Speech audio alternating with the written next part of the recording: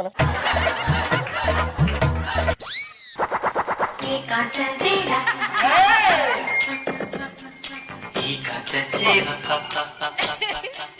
నువ్వు సుధీర్ వాళ్ళ అబ్బాయివేగా, ఆ పాటలు ఏంట్రా ఈ ఏజ్ లో? మరి నాన్న నాగరాజు అయితే కొడుకు కొండపల్లి రాజు అవుతాడా? కొడుకు కూడా నాగరాజు అవుతాడు. కాట్రాజు అవుతాడు. బాబోయ్ బాబోయ్.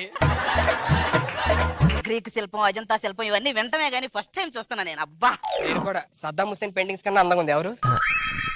సద్దాం హుస్సేన్ కాదురా, ఎంఎఫ్ హుస్సేన్ రా. నీ కరువులో పేర్లు కూడా మర్చిపోతున్నావా?